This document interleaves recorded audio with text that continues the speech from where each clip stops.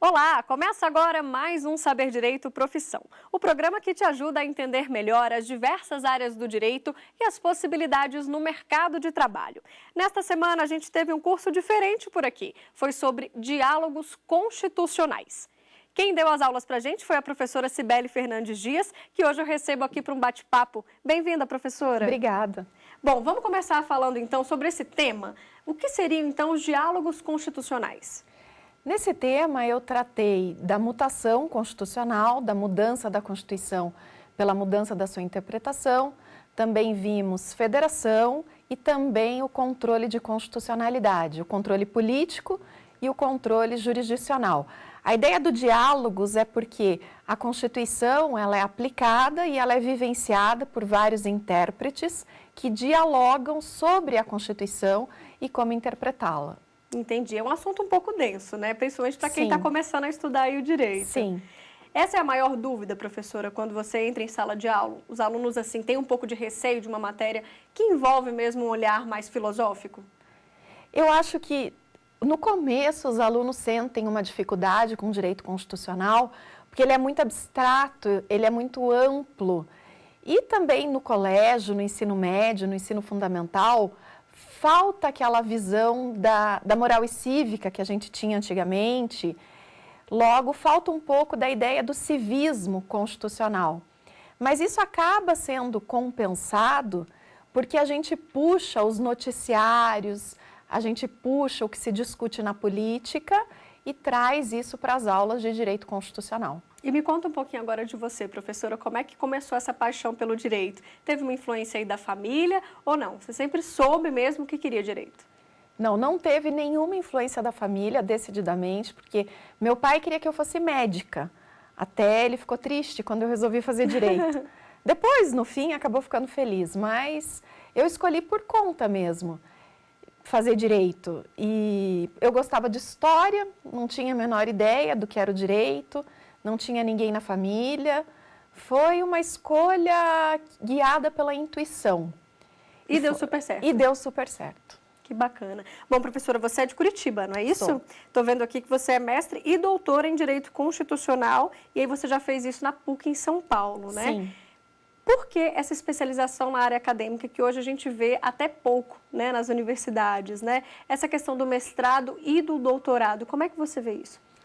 Eu fiz Direito em Porto Alegre, na Universidade Federal do Rio Grande do Sul. Na época eu morava lá em Porto Alegre, mas eu sempre quis ser professora. Minha mãe é professora de português e literatura, então eu queria ser professora, daí no Direito. Por isso eu escolhi fazer mestrado e doutorado, com essa visão acadêmica, para utilizar essa especialização para o magistério. E como eu já adorava Direito Constitucional, eu escolhi fazer na PUC São Paulo, que é uma escola que tem muita tradição no direito público, tanto no direito constitucional quanto no direito administrativo. Era trabalhoso, porque tinha que viajar toda semana para São Paulo, mas foi muito proveitoso, eu aprendi bastante. E tudo nessa área do constitucional mesmo, todas as pesquisas. Sim. Aliás, o mestrado eu comecei em direito administrativo, daí no meio do caminho eu falei, não, vou para o direito constitucional. E depois o doutorado já foi no direito constitucional. E como é que está a vida hoje? Se dividindo entre a advocacia e a academia ou não? Está exclusiva só na profissão de professora? Não, eu divido a advocacia e o magistério. Hoje eu sou assessora no gabinete do prefeito de Curitiba. É uma assessoria técnica, mas claro que a gente acaba trabalhando com o direito e também no magistério do direito constitucional, na graduação e na pós-graduação. E tem muita diferença? Você sente os alunos de pós e os alunos de graduação? Ah, tem diferença. Tem sim. É porque a pós-graduação que eu leciono é na escola da magistratura. Ou seja, são alunos que estão se preparando para o concurso da magistratura, eles já têm uma bagagem, são alunos atualizados. E só para quem está em casa, para a gente esclarecer, Sim. É um concurso que tem 5 etapas, não é isso? E demanda uma preparação assim bem diferente de qualquer outro concurso. Né? Exatamente, é um concurso bem difícil. Ou seja, os alunos já estão preparados. Você é mais uma aula de atualidades, para resolver as principais dúvidas, mas a gente espera que esse aluno que vai sentar nos bancos da Escola da Magistratura já tenha uma formação, já tenha uma bagagem e você vai dar, digamos assim, as pinceladas finais.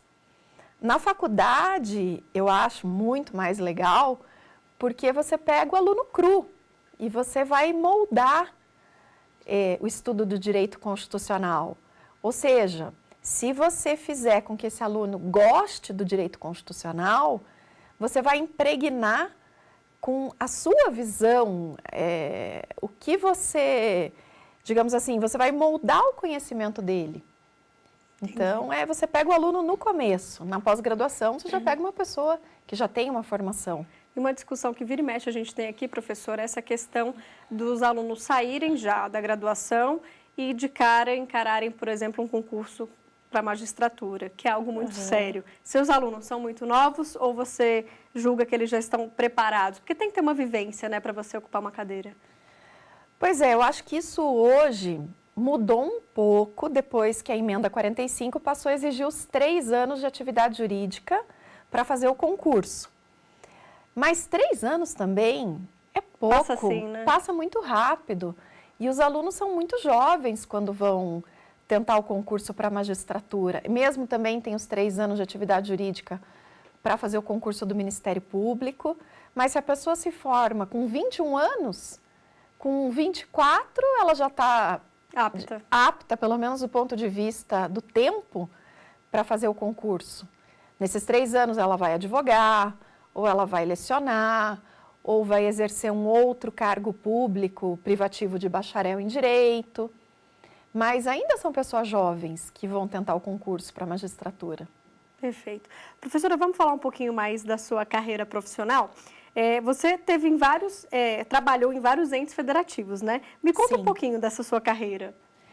Eu sempre fui apaixonada pelo direito constitucional, pelo direito público também, pelo direito administrativo. E sempre advoguei e lecionei. Mas, durante alguns períodos da minha vida, eu exerci alguns cargos públicos, que também foram importantes para as minhas aulas de direito constitucional.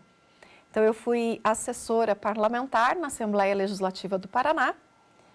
Depois, eu atuei como superintendente jurídica da Coapar, que é uma companhia de habitação do Paraná. Eu era chefe do jurídico, ou seja, daí já atuei no Poder Executivo. Depois exerci um cargo de assessoria na Casa Civil do Governo do Paraná, Poder Executivo. Depois exerci um cargo público na Presidência da República, fui secretária executiva adjunta da Presidência da República e hoje exerço uma assessoria no município de Curitiba. Então eu digo que agora só me falta o Distrito Federal, porque eu já trabalhei no Legislativo e no Executivo do Estado do Paraná, na União e agora no município. E sobre esse assunto, professora, a gente recebeu uma pergunta de um estudante lá de Franca, de São Paulo. Vamos conferir. Em que medida o conhecimento da senhora do direito constitucional a auxiliou para trabalhar como assessora de uma Assembleia Legislativa ou até mesmo como assessora da Presidência da República? Como foi esse processo? Em que medida o conhecimento da ciência constitucional foi importante para a senhora? Então, professora, direito constitucional, então, na sua profissão, no seu dia a dia, vamos responder a pergunta dele. Se você vai exercer um cargo público, você precisa do direito constitucional.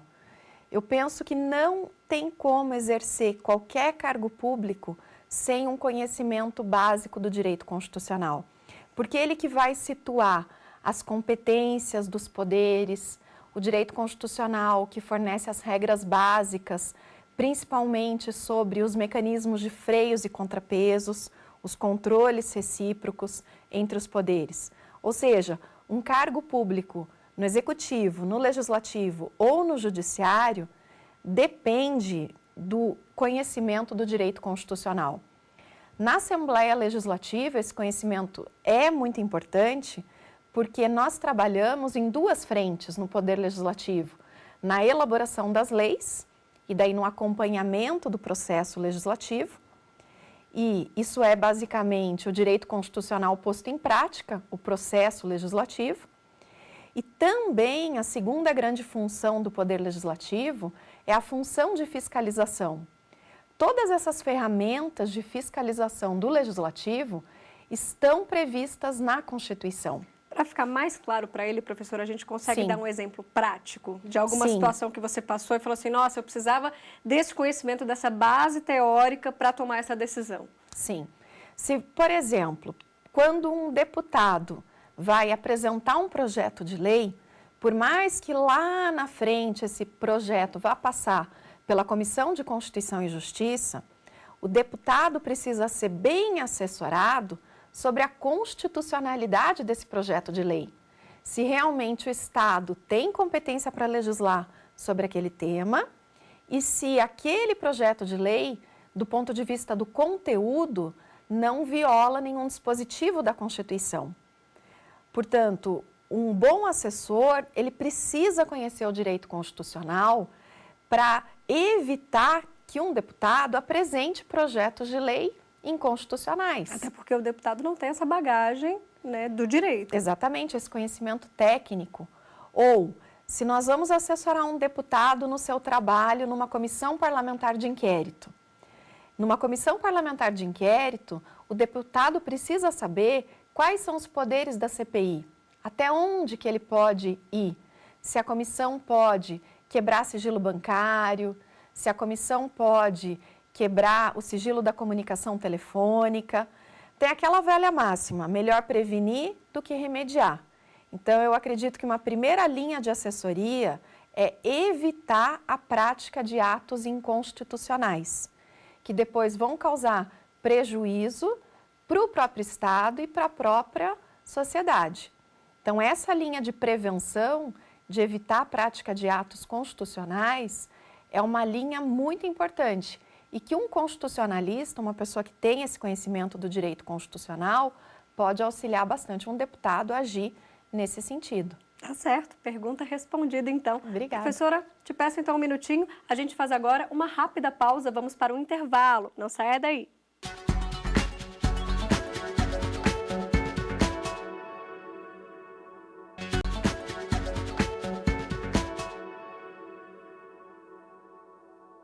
Estamos de volta aqui com a professora de Direito Constitucional, Cibele Fernandes Dias. E, professora, a gente continua no segundo bloco aqui com o assunto que a gente terminou o bloco anterior, falando sobre a sua atuação junto à Presidência da República. Tem mais aluno, dessa vez a Adriane, lá de Curitiba, curiosa, né, para saber sobre essa sua atuação. Bom, vamos conferir a pergunta então, pode rodar. Professora Cibele, como foi a sua experiência profissional junto à Presidência da República? Como foi todo o processo? Como é que foi esse processo então, professora? Foi assim, um ano que eu fiquei aqui em Brasília. Eu fui, na época, um grande colega meu, ele foi nomeado secretário executivo da Secretaria de Assuntos Estratégicos da Presidência da República e ele me convidou para ser a secretária executiva adjunta, que eu exerci esse cargo por 11 meses. Foi uma experiência muito rápida, mas também muito rica. A SAI hoje não existe mais, essa secretaria de secretaria. Ela não existe mais, mas ela era uma secretaria que fazia estudos que seriam utilizados por outros ministérios. Ela desenvolvia pesquisa, por isso que ela era uma secretaria de assuntos estratégicos. O que é super importante, né? Porque hoje quando você fala em gestão, né, professora, Sim. nada melhor do que planejar estrategicamente para que lá na frente a gente consiga o resultado, né? Exatamente. Então, a SAI era muito interessante, a gente elaborava anteprojetos de lei, assim, a gente pensava as questões do país e desenvolvia vários estudos que orientavam a formulação de políticas públicas por outros ministérios. Foi uma experiência muito rápida, eu fiquei muito pouco tempo na SAI, mas eu gostei muito, foi muito interessante. Outro serviço temporário que a gente viu no seu currículo aqui que me chamou a atenção foi a questão do professor, né? Professor temporário, mas você foi professora de Direito do setor tecnológico da Universidade Federal do Paraná. Então, o que tem a ver a tecnologia e o direito? Me explica como é que foi essa experiência também. Então, eu fiz concurso para professor substituto de Direito no setor tecnológico da UFPR. Então, o setor tecnológico é um setor da Universidade Federal do Paraná que tem os cursos de tecnólogos, que é um 3º grau técnico. Então, tem lá o tecnólogo em comunicação, o tecnólogo em secretariado executivo, o tecnólogo em análise e desenvolvimento de sistemas, o tecnólogo em gestão pública. E aí tem aula de direito nesse curso? Em todos esses cursos que não são de direito, tem aula de direito. E como o meu concurso era para professor substituto, eu tinha que lecionar 6 matérias diferentes. Então, eu lecionei direito urbanístico, contratos imobiliários, direito real, direito das obrigações, foi direito, assim, uma parte também de direito administrativo. Foi interessante. E foi muito diferente, foi 1 ano e meio que eu exerci esse cargo, lecionar para estudantes que não são de direito. E nem de graduação, né? É uma graduação, mas não é um bacharelado. É um curso técnico, é 3º grau, são 3 anos os cursos, mas os alunos não têm formação jurídica, o que te obriga a ser muito mais didático. Traduzir, né, esse juridiquês. Exatamente, tentar ser simples, que eles possam entender e que eles possam trazer isso para a vida deles. Então, por exemplo, lecionei direito do consumidor, o que é o Código de Defesa do Consumidor. Então, você pensa assim, é mais fácil porque não são estudantes de direito. Não. Pelo contrário. Não é mais fácil. Porque daí tudo que você vai falar, você tem que cuidar com as palavras para explicar, para contextualizar na vida deles, né, na profissão deles. É porque, na verdade, no nosso dia a dia, o direito está repleto, né? Em quase todas as situações, a gente tem o direito presente. Às vezes não sabe assimilar. Sim, exatamente. Então, foi muito legal. Porque o estudante de direito ele é mais formal, ele é mais quadradinho, ele tem um estilinho diferente. Esse estudante era um estudante diferente. E até essa diferença do estilo das pessoas é enriquecedor para ensinar a gente a transitar por vários mundos, por várias áreas e sem perder a simplicidade. É verdade. Professora, a gente continua falando ainda sobre mercado de trabalho, mas agora sobre as possibilidades de quem se especializa no direito constitucional. Vamos conferir. Carreira em Direito Constitucional. O direito constitucional se dedica à análise e interpretação de normas constitucionais. O curso de especialização é direcionado a graduados em Direito e tem duração mínima de 1 ano e máxima de 2 anos. Dentre os temas da área estão Teoria Geral da Constituição, a Constituição Federal de 1988, o controle de constitucionalidade das leis e a eficácia e a aplicabilidade das normas constitucionais. As melhores opções de mercado estão em consultorias, na advocacia e no serviço público. Dar aulas também é uma ótima alternativa. O ingresso nas funções e cargos depende, naturalmente, de experiência no currículo e, nos casos do serviço público, de passar em concurso, que tem no direito constitucional uma disciplina bastante exigida. A remuneração inicial, em média, passa de R$ 2.300. Bom, professora, a gente viu aí que são várias possibilidades e eu queria saber um pouquinho da realidade do mercado lá de Curitiba. O que domina? É a advocacia privada? Olha, a advocacia privada em Curitiba, lá na OAB do Paraná, hoje já são 90 mil advogados. Um pouco mais que 90 mil, mas no começo do ano nós estávamos em 90 mil. A maioria ativos, poucos aposentados.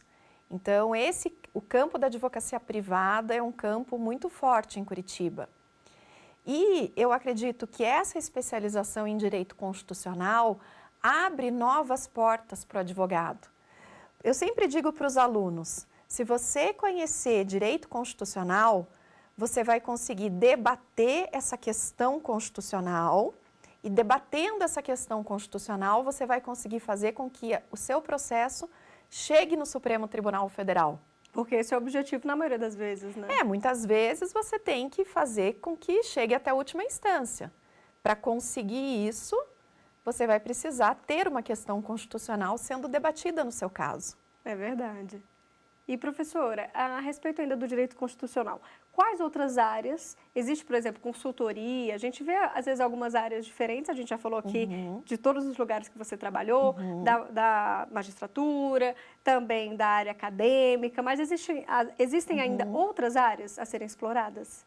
Então, nesse campo da consultoria, da advocacia no direito constitucional, eu acredito que um mercado muito promissor é o mercado dos advogados que atuam ajuizando ações diretas de inconstitucionalidade, porque cabe à DI, contra a lei municipal e contra a lei estadual, em face da Constituição Estadual, no Tribunal de Justiça.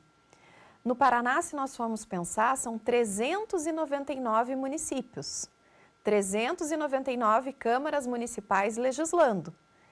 É muita coisa. É muito, não é? Se são 5.570 municípios no Brasil inteiro, nós temos que pensar que muitas leis municipais podem ser inconstitucionais. E, às vezes, o caminho para você se defender contra uma lei municipal inconstitucional ou contra uma lei estadual inconstitucional é a ação direta de inconstitucionalidade. Um advogado que se especializa no direito constitucional é um advogado que pode atuar nesse mercado de ajuizar essas ações do controle concentrado, tanto no TJ, ADI no TJ, e até, por que não, no Supremo. Não é? As ações de competência do Supremo, ADI, ação declaratória de constitucionalidade, arguição de descumprimento de preceito fundamental. Um advogado especialista em direito constitucional é um advogado preparado para essas ações do controle de constitucionalidade. E falta gente especializada nessa área? Eu acho que ainda falta. Ainda falta porque o direito constitucional ele começou, digamos assim, com a Constituição de 88. Antigamente não se estudava direito constitucional como nós estudamos hoje. O direito constitucional não tinha importância no regime militar. Hoje, na nossa democracia, a Constituição é importante. E a nossa Constituição é uma Constituição analítica que trata de assuntos muito variados, ou seja, até uma briga de vizinhos tem um enfoque do direito constitucional. É verdade. E para a galera de concurso, então, matéria básica. Matéria básica. Eu sempre digo que direito constitucional é a única matéria que cai em todos os concursos. Qualquer concurso do ensino médio, não é, que se exige ensino médio, ou um concurso que se exija ensino superior, em qualquer área, vai pedir direito constitucional. Não tem por onde fugir, tem que estudar. Exatamente. Professora, e uma outra vertente também que serve para essa área de profissão que a gente está falando e que você já exerce é a função de escritora, né? Você também escreve livros nessa área do direito constitucional? Eu escrevo, claro que falta muito, mas eu tenho um livro que é um resumo de direito constitucional, que é o direito constitucional didático, que eu utilizo em sala de aula, que tem os meus principais esquemas de aula. Voltado mais para esse pessoal que está começando mesmo, para entender o beabá do direito constitucional. Exatamente. E também para aquele que faz concurso, principalmente para a prova da primeira fase, que é a prova de múltipla escolha, que exige um conhecimento mais abrangente e não tão verticalizado, não tão profundo. Então, esse livro é um livro de resumo. E eu também tenho os meus livros que foram resultado do mestrado, da dissertação de mestrado, e o livro que resultou da tese de doutorado, que ele se desdobrou em 2. Mas esse mercado, digamos assim, de escritor ou de escritora, é um mercado muito promissor e nós precisamos de desenvolver o direito. O direito constitucional a gente desenvolve assim, Muita escrevendo. gente tem medo dessa questão da publicação, porque é caro, porque as editoras estão falindo. Como é que está hoje em dia? Realmente está difícil publicar? Eu acho que não, e hoje em dia nós temos o mercado virtual, nós temos as revistas, os periódicos, que não são em papel, não é? A gente tem os livros em PDF. Livros digitais, né? Livros digitais, tá ou seja, isso barateou o custo do livro. Então, é um mercado muito importante. E quem quer se dedicar à atividade acadêmica precisa escrever para pontuá-la no seu currículo Lattes. E claro, você acaba tomando gosto também pelos livros. Mas tem que fazer uma adaptação assim, lógico, você escreve a sua tese ou a sua dissertação, os termos são técnicos. Para o livro você teve esse cuidado de também traduzir? Não, porque os livros também são técnicos, mas a gente tem que amenizar um pouco. Isso sim, Mari, tem que amenizar um pouco. Deixar ele com... Uma linguagem mais fácil, assim? Isso, uma linguagem mais fácil. Também tem uma preocupação com os casos práticos, para que o livro não fique tão teórico, tão abstrato. É necessário fazer um filtro. Perfeito. Tá certo, professora. Bom, o nosso bate-papo então chega ao fim. Eu agradeço aqui a sua companhia com a gente. Muito obrigada. Obrigada, Mari. Prazer é meu. E você aí de casa pode continuar com a TV Justiça por meio do site tvjustiça.jus.br ou no nosso canal do YouTube, TV Justiça Oficial. Muito obrigada pela sua companhia também e até a semana que vem. Tchau!